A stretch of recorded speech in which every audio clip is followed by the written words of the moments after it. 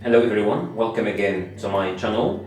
In this episode we are going to talk about relative clauses, and as you can see it is number 1. This is number 1. This is the first episode. So we are going to have 2 episodes related to relative clauses, okay? Related to relative clauses. In the previous episodes actually we talked about relative pronouns, okay? Relative pronouns. And as you know, relative pronouns are the prerequisite for understanding relative clauses, okay? For understanding relative clauses, okay? So it's very important, it's better to go back to the lessons, to the episodes of relative pronouns. It will be much better for you to understand this episode, okay? To understand this lesson, all right? Now, let's start with a very simple example, okay? Cafe is a place, okay? Cafe is a place. Yes, cafe is a place. Everybody knows that cafe is a place. But place for what? For playing sports?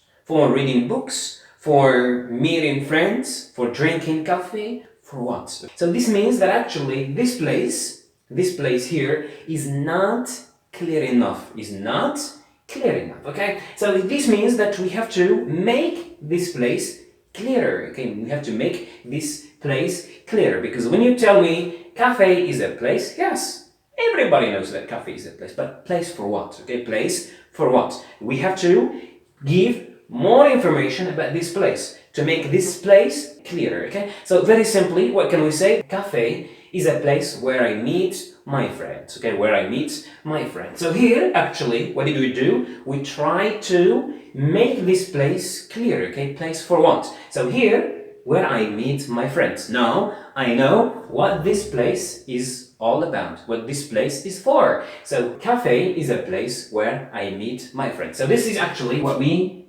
added, okay? What we added, okay? And this is what we call a relative, okay? This is a relative clause, okay? Relative clause.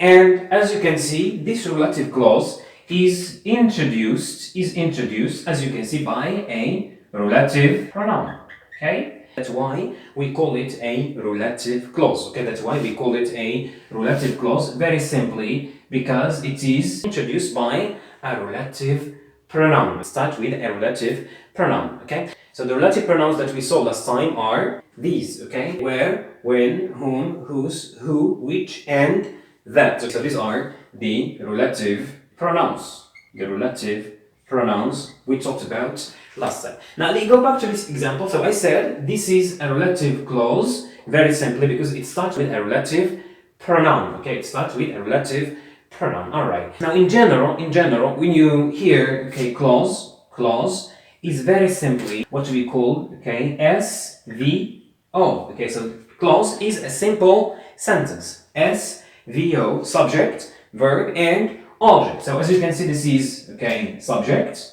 I, subject, verb, okay, meet, and my friend is an object. Okay, so when you hear clause, okay, clause is always SVO. So this is a relative clause, very simply because it starts with a relative pronoun. It starts with a relative pronoun. Now look, why do we add this relative clause? What is the function of this relative clause? So this relative clause very simply defines the noun. It defines the noun that comes before, okay? It defines the noun that comes before, okay? And the noun here is the place, okay? Is the place. So it defines, okay? It defines, okay? Defines, okay? Or we can say it explains or make clear, okay? We can say makes, it makes, okay, the noun clear, okay? Or we can also add, for example, information. Okay, we can add information. Okay, this is what a relative clause is all about. Okay, now here, this relative clause, it defines the noun. All right, noun. And last time we said a noun can either be place, can be time, can be perhaps person, can be thing, can be an object, can be whatever, okay, can be whatever. So a relative clause is always to define the noun that comes before or to give more information about the noun, etc. So this is actually the function of a relative clause, okay, of a relative clause. Now, as you can see in this example, the relative clause is at the end, okay, is at the end. Now, let's see an example in which we can have relative clause in the middle, okay, in the middle, all right? The book is in my bag, okay, the book is in my bag, okay? Question, what book? Okay, so here we have something which is not clear, okay, something which is not clear. What is it? It is the book, okay, it is the book. The book is in my bag. What book are you talking about? Okay, so here we have to make this book clear. We have to define the book. We can give more information about the book. So we have to make this clearer. Okay, so we have to define the book. So the book actually is the noun. We can define it. So we can make the sentence meaningful and clear. Okay, so what can we say? The book that you gave me is in my bag. Okay, the book that you gave me is in my bag. Very simply, this is actually the relative pronoun. Okay, the relative pronoun. So the book that you gave me is in my bag. So where is the relative clause? It's very simply that you gave me. Okay, that you gave me. This is a relative clause. Okay. Now this relative clause actually, as you can see, it is subjects and verb and object. Okay, that's what I said. Clause is always subject, verb, and object. Now, what is the function of this relative clause? Can we eliminate it? For sure not, because this actually defines the noun, the book. Okay, the noun. If you said the book is in my bag, it doesn't make sense. It doesn't make sense. But if you said the book that you gave me, so that you gave me is a clause, is a relative clause that defines the book. So this is actually the function of a relative clause. Okay, so the function is always to define, to make clear, and to give more information about what? About the noun, about the nouns that comes before. Okay, that comes before. Okay, so this is actually what a relative clause is all about. Now look, here in this sentence, the relative clause is at the end, okay, is at the end of the sentence, okay, at the end. But here, as you can see, look, in this example, the relative clause is in the middle, okay, in the middle, all right? So very simply, a relative clause can either be at the end of the sentence or can be in the middle of the sentence, like in this example, the book that you gave me is in my bag. All right, now let's take some examples so as we can make this clearer, okay? All right. Number one, that's the teacher, okay? Question, who is the teacher? Who is this teacher? Okay, now this means that this noun is not clear, is not clear. So this sentence doesn't make sense, okay? Doesn't make sense. So we have to make this noun clearer, to define this noun, to give more information about the teacher, okay? To give more information about the teacher. Very simply, for instance, we can say, taught me French.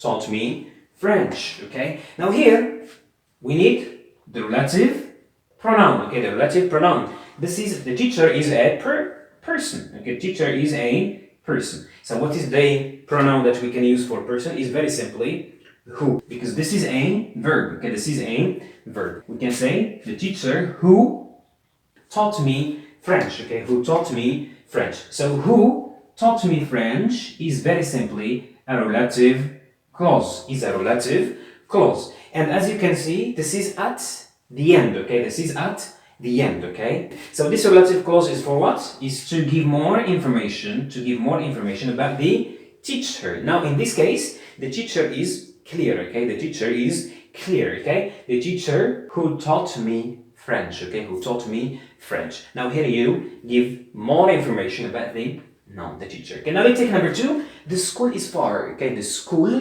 is far. What school are you talking about? So this sentence is not clear, okay? It doesn't make sense. We have to give more information about the school so as we can make it clearer and meaningful. So what can we say? Very simply, the school I studied is far, okay? Is far, okay? So here what do we need? Okay, the school is actually a place, okay? This is a place. So what can we say? The school, okay, where I studied. This is the relative, okay, the relative pronoun, okay, the relative pronoun, okay, the school where I studied is far. Okay, so as you can see, this is relative clause. Okay, this is the relative clause, and this relative clause is to define the school.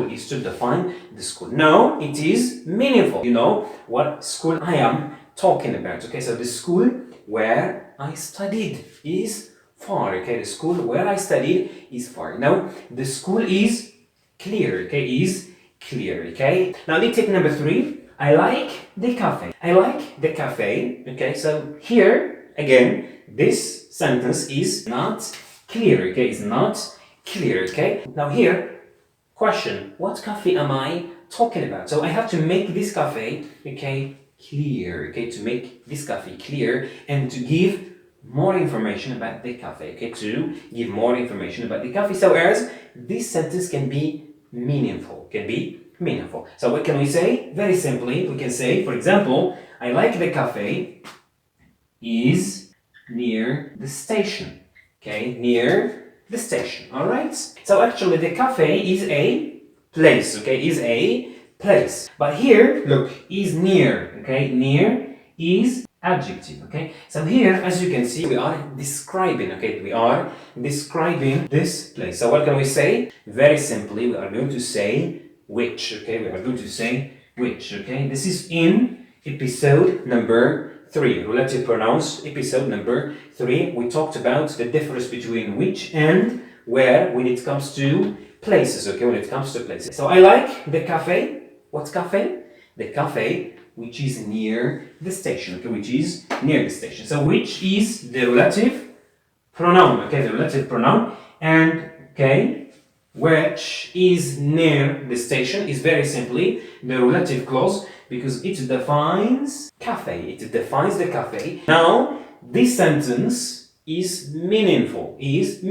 I like the cafe. What cafe? The cafe which is near the station. Okay, which is near the station. All right. Now, they move to number 4. The guy was arrested. Okay, the guy was arrested. Now, is this sentence clear? Is it meaningful? For sure not. Who is the guy? Okay, who is the guy? And the guy is very simply a person. Now, the guy who was arrested is not clear. The question, who is the guy you are talking about? Now, here what can we say? We say, the guy stole my wallet, was arrested. So, we need the relative pronoun. Okay, we need the relative pronoun. This is a person and this is a verb. Okay, we say, who stole my wallet was arrested. Okay, the guy who stole my wallet was arrested. Who is the relative pronoun? And who stole my wallet? Okay, who stole my wallet is very simply the relative clause. Is the relative clause, and this actually gives information about the guy. Now here we know who is the guy I am talking about. Okay, the guy who stole my wallet. Okay, the guy who stole my wallet was arrested. Now let's summarize. Now, as I said, relative clauses always start with a relative pronoun. Okay, with a relative pronoun, and it defines the noun that comes before. All these are nouns. Okay. Now, as you can see again, the relative clause can either be at the end, like in this example, like in example number 1, the relative clause is at the end. Here in number 3, the relative clause is at the end. But in number 2 and number 4, as you can see, the relative clause is in the middle. Okay, is in the middle, like in this example. Okay, the relative clause is in the middle. So relative clauses can either be at the end or in the middle. Okay, in the middle. Okay, so relative clauses are always to define, to make clear, and to give more information about what? About the noun. Okay, the noun that comes before. So this is all for today's episode. In the next episode, in number 2, we are going to talk about the 2 types of relative clauses. Okay, 2 types of relative clauses. If you have any question or suggestion about this, don't hesitate to let me know in the comments. You will find some exercises in the description. You can post the answer in your comments. See you in another episode. Have a good time and goodbye.